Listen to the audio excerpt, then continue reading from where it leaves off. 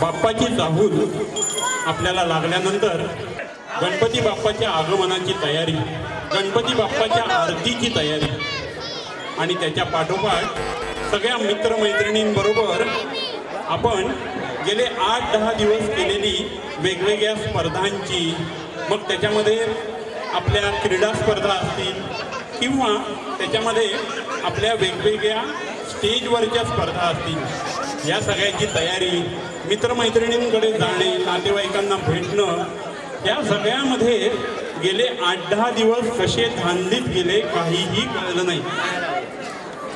आणि आपण स्टेजवर केलेल्या किंवा इतर तयारीचा ज्या वेळेला आपण आनंद घेतला ती खरोखर एक अनोखी बाब होती मंडळी. पण आता उद्या आपल्या बाप्पाचं विसर्जन होणार आणि त्यानंतर आपल्याला काहीतरी चुकल्यासारखंच वाटेल, एकदम शांत वाटेल, कुठली गडबड नाही, गोंधळ नाही, मनाला खूप हुरहुर वाटेल. आणि अगदी असंच होतं ज्या वेळेला सगळे भक्त लोक आपल्या लाडक्या विठुरायाचं दर्शन घेऊन जेव्हा आपापल्या घरी परत निघतात. विठुराया, विठ्ठल, माऊली, पांडुरंग अशा वेगवेगळ्या नावांनी आळवल्या जाणाऱ्या ह्या भगवंताला भागवत धर्मामध्ये आराध्य दैवत मानलं गेलं आहे. परत बोलता का विचार? अशा या विठ्ठलाची आणि त्याच्या वैष्णवांची वारीची ही कथा आणि त्याच्या आड दडलेल्या त्या रखुमाईची ही कथा लेखविस्ता आपल्या समोर सादर करीत आहे. रंगदेवता आणि नाट्यदेवता यांना विनम्र अभिवादन करून पंढरीची वारी, पंढरीची वारी. अहो कुठलाही इव्हेंट मॅनेजमेंट नाही, त्याला कुठलाही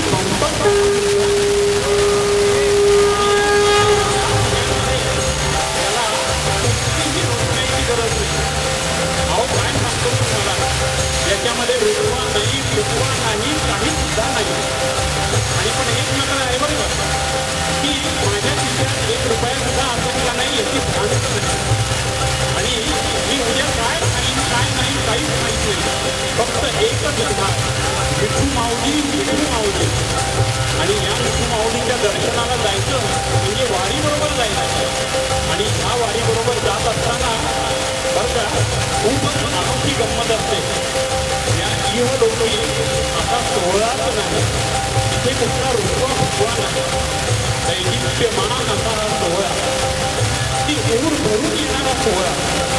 अहो पण हे सगळं कशासाठी? एकच अट्टहास, सुखदर्शन होऊ दे आता, तूच दिनांचा दाता.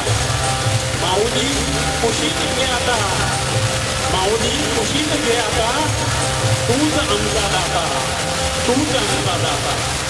पंढरपुरातील एक रम्य सकाळ आणि त्याची आळवणी करतायत आपले भक्त लोक एका छान गाण्यानं रुक्मिणी नायका.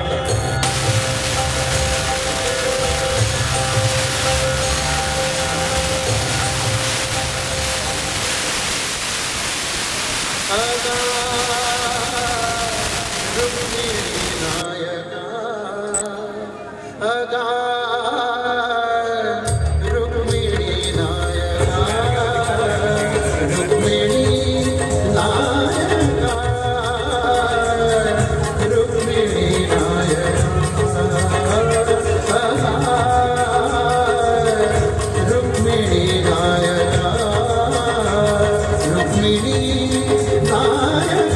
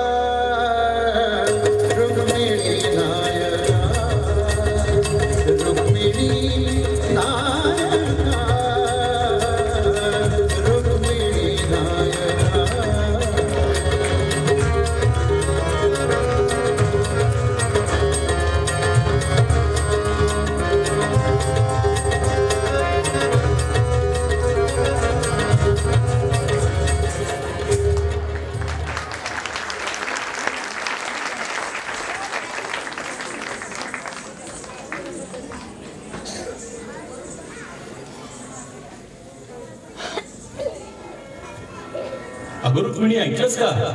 आजचे हे भजन मला फारच आवडलं बुवा. रुक्मिणी नायका, आज तुझ्या नावावरून मला संबोधलं. छे हो, नावाचं काय घेऊन बसला आहात? मी खरं तर नावापुरतीच राहिले आहे तुमच्या आयुष्यात. तुमचं सगळं लक्ष, सगळा वेळ तर फक्त भक्तांसाठीच आहे.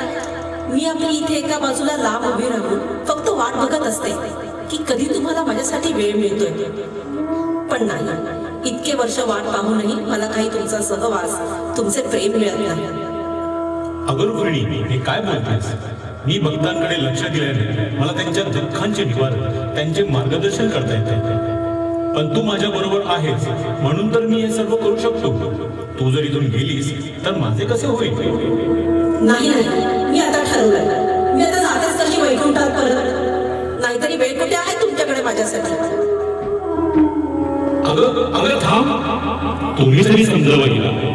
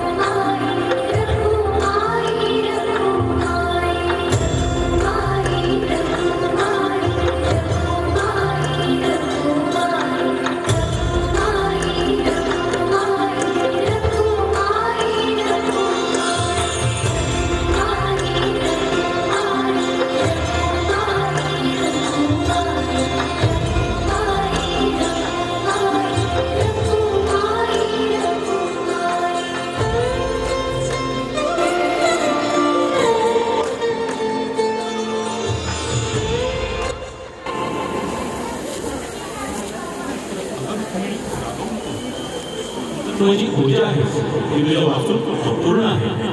असं रुसून कसंच आहे? तुला तर माहितीच आहे, खास माझ्या भक्तांसाठी मी हा अवतार धारण केला आहे. आठव ही पुंडलिकाची कथा.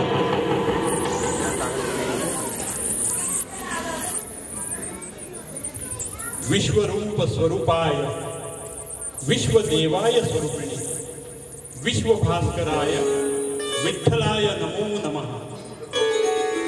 एक अनादि अनंत काळाच्या पूर्वी लोहदंड नावाच्या गावामध्ये दानोदेव नावाचा एक चारित्रवान ब्राह्मण राहत होता. सगळं कसं व्यवस्थित चाललं होतं, परंतु त्याला चिंता होती ती फक्त आपल्या मुलाची, पुंडलिकाची चिंता. आई वडिलांना दुरुत्तर करणं, थोरा मोठ्यांशी उपमर्द करणं, अतिशय वाईट संगतीच्या मित्रांमध्ये राहणं. जुन्या चालीरीतींप्रमाणे आई वडिलांना वाटलं की त्याचं आपण लग्न करून द्यावं,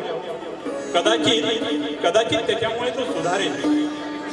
अहो पण झालं उलटच. लग्न झाल्यानंतर मात्र पुंडली केवळ आणि केवळ आपल्या बायको बरोबरच राहू लागला. आई वडील त्याला जड होऊ लागले. अशाच एका दिवशी जानुदेव म्हणजे पुंडलिकाचे वडील आपल्या घराबाहेर बसलेले असताना त्यांना कोलाहल ऐकू आला. त्यांनी नीट बघितलं तर दुसऱ्या गावाहून काशी यात्रेला निघालेले काही तरुण मुलं आपल्या आई वडिलांना खांद्यावर घेऊन काशी यात्रेला चालले होते. त्यांना किती आनंद झाला बघून. पण आपल्या नशिबी काही हे सुख नाही याचा विचार करून ते घरात गेले आणि पुंडलिकाला त्यांनी सांगितलं की बाहेर बघ सगळेजण कसे काशी यात्रेला चालले, त्याचं पुण्य मिळालं. अहो, पुण्य हा शब्द ऐकल्यावर त्याच्या स्वार्थी मनाने विचार केला, आपणही पुण्य कमवूया, आपणही काशी यात्रेला जाऊया. असा विचार करून पुंडलिक आपल्या पत्नीसह आई वडिलांना घेऊन काशी यात्रेला निघाला. अहो, पण काय ती यात्रा! पत्नीला खांद्यावर बसवून पुंडलिक आपल्या आई वडिलांच्या गळ्यात दोरखंड बांधून त्यांना ओढत ओढत घेऊन चालला. हा कसला आलाय? हा काय मुलाचा स्वभाव झाला? किती क्लेश होत असतील आई वडिलांना. पण तो तसाच चालत राहिला. त्याच्याबरोबर जी लोक वारीला चालली होती ती आश्चर्याने बघायला लागली की हा काय करतोय, आई वडिलांना किती त्रास देतोय. पण ह्या सगळ्या कोलाहलामध्ये पुंडलिक मात्र काशीचा रस्ता विसरला आणि चालत चालत काशीच्या एका दक्षिण गावात जाऊन पोहोचला. रानावनात अरण्यात सगळीकडे चालत चालत वाट शोधत शोधत तो शेवटी त्या गावातल्या एका आश्रमामध्ये आला. हा आश्रम कुक्कुट स्वामींचा आश्रम. आणि त्या कुक्कुट स्वामींच्या आश्रमामध्ये स्वतः कुक्कुट स्वामी तप आणि ध्यान करत बसले होते. हा पुंडलिक वाट काढत काढत तिथपर्यंत येऊन पोहोचला. आई वडिलांना त्रास होतोय याची त्याला काहीच कल्पना नव्हती. त्यांनी समोर येऊन थेट कुक्कुट स्वामींना प्रश्न विचारला, हे स्वामी आता हा पुंडलिक तर खरा म्हणजे उर्मट. त्यांनी तसंच विचारलं, ए स्वामी, मला काशीला जायचंय, मी रस्ता चुकलोय, सांग मला कसं जायचंय. तेव्हा कुक्कुट स्वामी म्हणाले, अरे मला रस्ता माहीत नाही, मी काशी यात्रेला कधी गेलोच नाही. काय, तुमच्यासारखा माणूस काशी यात्रेला गेला नाही?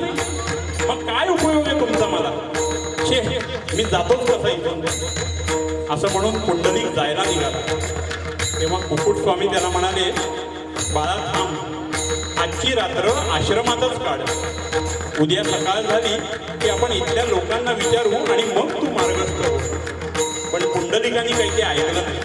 तो तसाच आई वडिलांना त्रास देत पुढे पुढे निघाला. तो आश्रमातून बाहेर पडणार तेवढ्यात त्याला मागून कसलाचा आवाज आला आणि त्यांनी पाहिलं तर त्या ठिकाणी अत्यंत सुशील आणि चारित्र्यवान अशा 3 स्त्रिया संपूर्ण कुक्कुट स्वामींचा आश्रम स्वच्छ करत होत्या. तो गेला आणि थेट तिथे जाऊन त्या मातांपाशी उभा राहिला आणि त्या मातांना म्हणाला, हे मातांनो, आपण कोण आहात आणि या ठिकाणी आपण काय करता आहात? मी गंगा, मी यमुना, वही सरस्वती. आम्ही पवित्र नद्या आहोत व स्वामींचा आश्रम स्वच्छ शुद्ध करत आहोत. असं कसं? ह्या स्वामींनी इथं काशी यात्रा सुद्धा केली नाही, तिथे तुम्ही त्यांची सेवा करायला कशा काय आहात? धार्मिकता, अध्यात्म आणि भक्ती पवित्र ठिकाणी भेट दिल्यावर कीर्ती खर्चिक बुद्धीवर अवलंबून नसून, रीतिरिवाजावर अवलंबून नसून, उत्तम अशा कर्मावर अवलंबून असतात. कुक्कुट स्वामींनी मनोभावे आपल्या जन्मदात्याची कायम सेवा केली, तसेच समाजासाठी सुद्धा आयुष्य समर्पित केलं आहे व यामुळे मोक्ष प्राप्तीसाठी त्यांचा मार्ग मोकळा झाला आहे. या त्यांच्या कर्मामुळे त्यांची सेवा करायला पृथ्वीवर खाली आणली. हे ऐकल्यानंतर पुंडलिकाला पश्चाताप झाला. आपण आतापर्यंत आई वडिलांना देत असलेल्या त्रासाबद्दल त्याला खूप वाईट वाटलं. त्यांनी त्यांची माफी मागितली आणि ताबडतोब त्यांच्या गळ्यामध्ये दोरखंड काढून टाकले आणि पुंडलिकांनी आपल्या आईवडिलांना अतिशय नम्रपणे काशी यात्रेला घेऊन जाण्याचा निश्चय केला. तो पुढं निघाला त्यावेळेला देवींनी त्याला थांबवलं. पुंडलिका, तुला तुझ्या चुकांची जाणीव होणं हे चांगलं आहे. माता पित्याची आता सेवा कर, त्याहून दुसरं पुण्य नाही. सुखी होण्याचा तोच एक मार्ग आहे. यात्रेचं पुण्य या सेवेमध्ये दडलेलं आहे बाळा. तुझ्या हातून भरपूर सेवा हो, हा तुमचा आशीर्वाद. असं सांगून या तिन्ही देव्या अंतर्धान पावल्या आणि पुंडलिक मात्र आई वडिलांच्या सेवेचं व्रत धारण करून त्यांना काशी यात्रेत पुढे घेऊन गेला.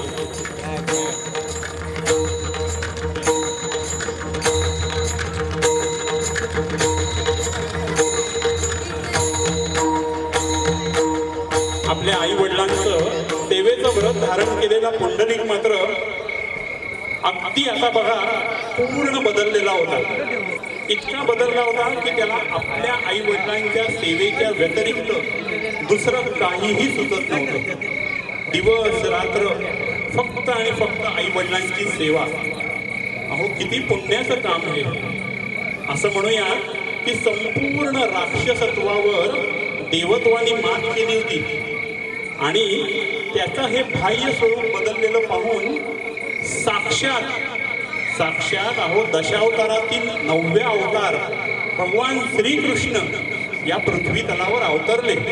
अहो पृथ्वी तलावरच काय साक्षात पुंडलिकाच्या दारात येऊन उभे राहिले आणि त्यांनी पुंडलिकाला 2-3 वेळेला हात मारण्याचा सुद्धा प्रयत्न केला.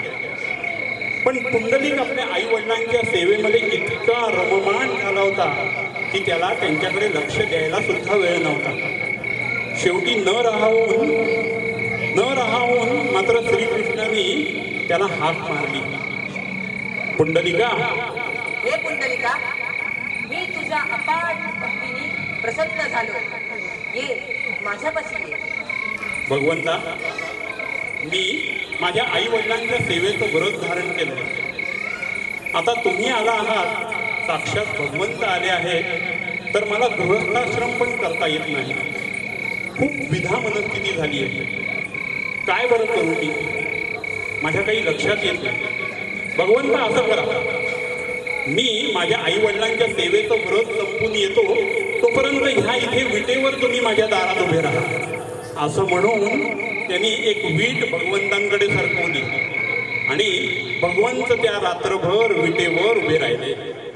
केवळ आणि केवळ आपल्या भक्तासाठी, आपल्या पुंडलिकासाठी रात्र तशीच सरत गेली आणि जशी सकाळ झाली तसं आई वडिलांच्या लक्षात आलं की अरे साक्षात भगवंत आपल्या दारात उभे आहे. त्यांनी पुंडलिकाला सांगितलं,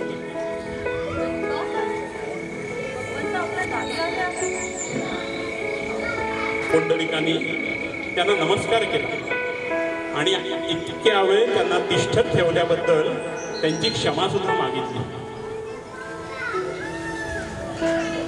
तू खरा भक्त, तुझ्या या बदललेला स्वभाव आणि समर्पण भावनेला मी प्रसन्न झालो.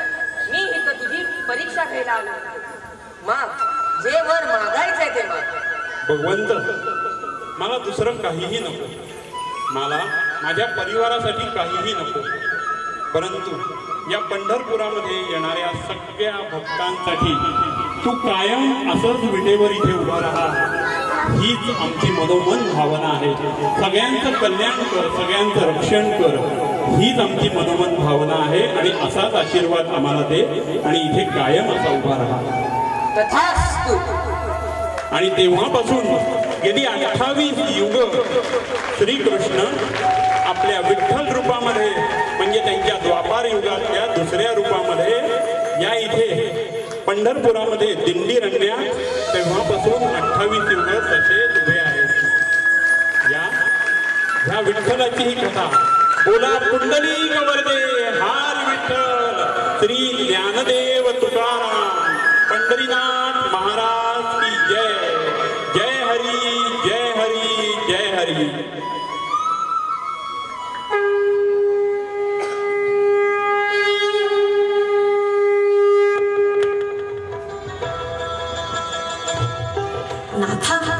पुंडलिकाची कथा आठवून मन अगदी प्रसन्न झाले. गेला हो माझा रुसवा. आता मात्र काही क्षण फक्त तुमचे आणि माझे न. थांब, मला जावं लागेल. कळीचा या वसुंधरेवर आता कधीही प्रवेश होईल. त्याचा प्रभाव वाढायला लागेल तसा हाहाकार माजेल. अधर्माचे साम्राज्य वाढेल. मला ते थांबवणे गरजेचे आहे. पुढे जाऊन धर्माच्या पुनरुद्धारासाठी तुला आणि मला एकत्र येणे ही येत्या युगाची गरज आहे. पण त्वरित तुला थांबावे लागेल.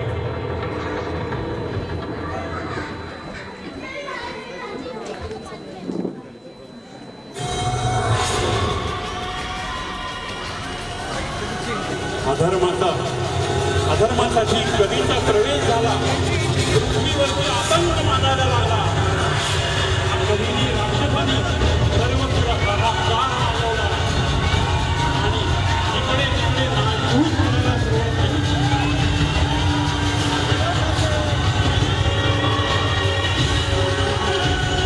इकडे जातो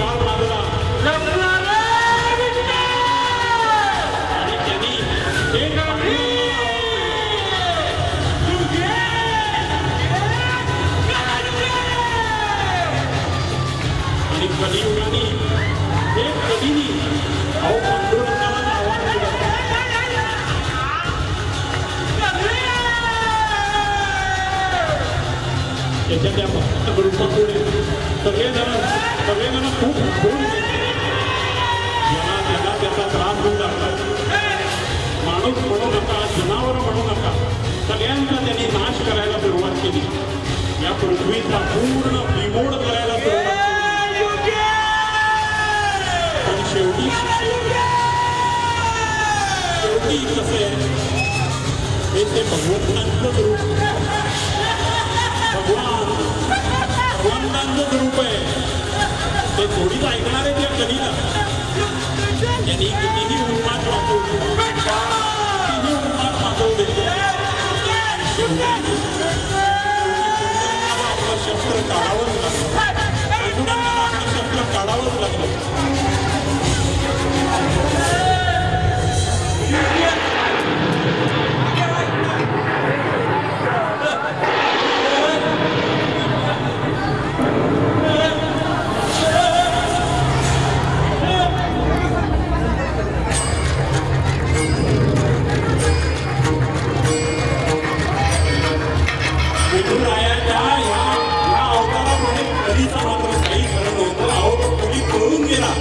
संपूर्ण विश्वामध्ये आनंद पसरला आणि आनंदी वातावरण सगळीकडे झालेलं आहे.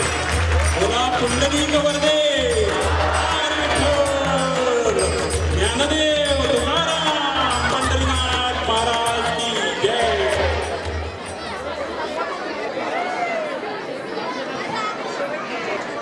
अशा या आनंद पसरलेल्या या संपूर्ण विश्वामध्ये सगळा संचार हा फक्त पुंडलिकाचा आणि पुंडलिकामुळे या विठू माऊली आणि या विठू माऊलीच्या आशीर्वादामुळे सगळे भक्तगण कसे आनंदित आहेत.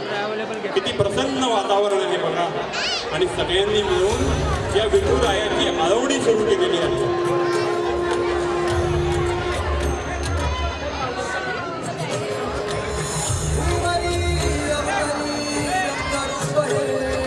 Thank you.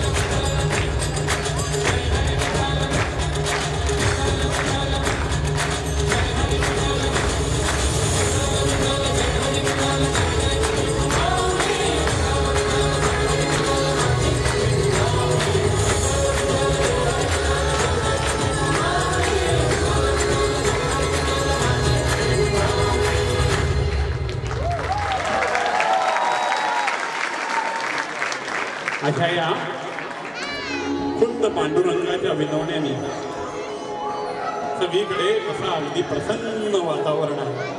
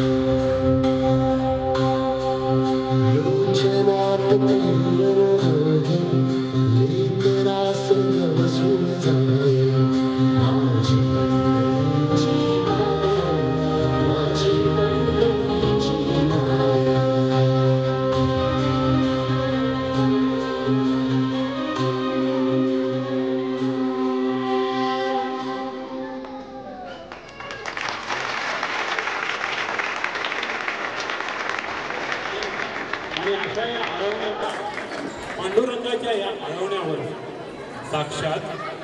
साक्षात रखुमाई तिला सुद्धा खूप आनंद झाला.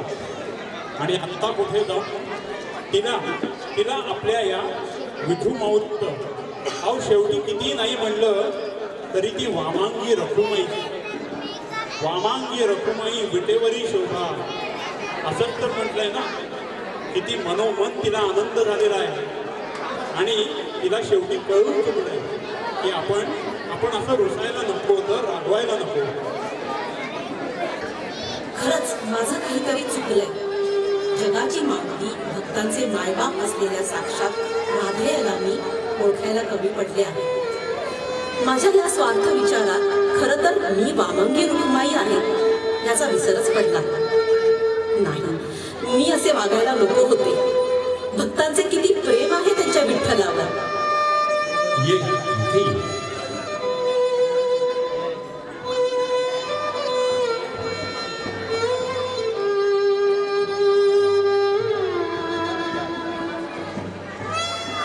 आणि तेव्हापासून ते तर बघ, तो भक्तांचा मेळा स्वतःचे कष्ट, चिंता आणि यातना विसरून हनुमानी पायाने येत आहे, फक्त आणि फक्त आपल्या भेटीच्या ओळीने.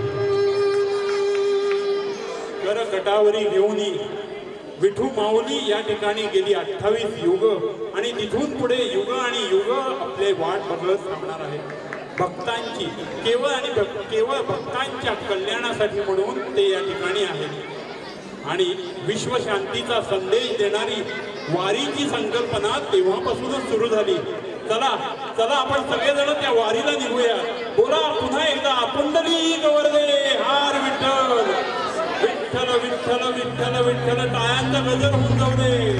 विठ्ठल विठ्ठल विठ्ठल विठ्ठल विठ्ठल विठ्ठलांनी वारीमध्ये सामील व्हायचे.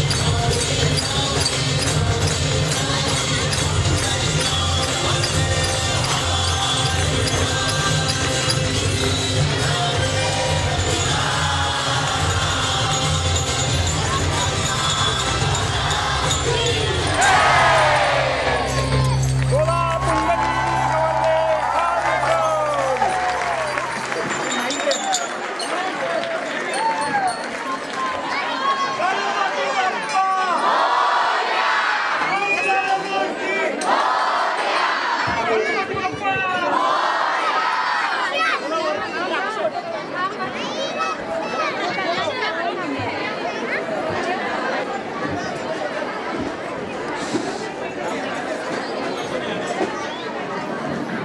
आत्ता आपल्यासमोर जे स्किट डान्स सादर झालेले आहे त्याचे क्रेडिट्स मी देऊ इच्छिते. ह्या स्किटची कन्सेप्ट चंचला गायकवाड आणि गायत्री निकम, स्क्रिप्ट गंगेश ठिपसे, चंचला गायकवाड. ह्या संपूर्ण स्किटचं डायरेक्शन गायत्री निकम, कोरिओग्राफी गायत्री निकम आणि Shreya Gaikwad, music french studio, practice audios Om Morkhande आणि ॲक्टर्स लेक विस्टा परिवार. धन्यवाद. एक सांगा, टोटल किती मेंबर आहेत तुमचे अंदाजे? 80 ते 90 लोक. किती दिवस लागले?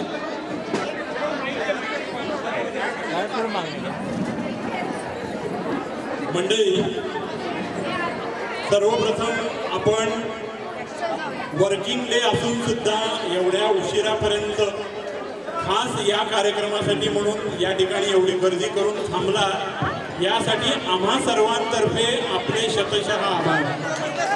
आता या कार्यक्रमाचं सांगायचं झालं तर याची संपूर्ण संकल्पना, याचं नृत्य दिग्दर्शन, या संहितेचं दिग्दर्शन, या संहितेचं लेखन आणि या संहितेची मांडणी one and only one Gayatri madam. त्यांच्यासाठी एकदा जोरदार टाळ्या झाल्या पाहिजे. आणि त्यांच्याबरोबर राबणारे आणि त्याचबरोबर कोणा एकाचं नाव घेऊन पुढं होणार नाही, पण आपण अजून एक महत्त्वाचं नाव याच्यामध्ये मिस नाही केलं पाहिजे, श्रेया गायकवाड. तिच्यासाठी पण खूप जोरात टाळ्या झाल्या पाहिजे. आणि यातनं आपल्या सगळ्यांसाठी पुंडलिकाचं उदाहरण देऊन सध्या सबंध जगामध्ये चालू असलेल्या आपल्या आईवडिलांकडे लक्ष न देण्याच्या या नवीन पिढीच्या या दुष्कृत्याला सगळ्यांचे डोळे उघडावे, हा एक विश्वव्यापी संदेश आपल्यासमोर विठू माऊलींच्या रूपात सादर केला. आपण सर्वांनी त्याचा आनंद घेतला आणि आपल्या सर्वांना तो आवडला असेल अशी आशा करूया. आणि पुढच्या वर्षी अशा जल्लोषात दुसऱ्या एका कार्यक्रमात भेटूया. तोपर्यंत पुन्हा एकदा गणपती बाप्पा मंगल मूर्ती. आणि विशेष उल्लेख करायचा झाला तर आपले विठ्ठल आणि रखुमाईसाठी एकदा जोरात टाळ्या होऊन जाऊ दे. आणि त्याचबरोबर संपूर्ण पृथ्वी या ठिकाणी हलवून सोडणारे आपले कली, त्यांचाही या ठिकाणी खूप जोरदार टाळ्या वाजवून आपण अभिनंदन करूया. कुंडली कवरदे हा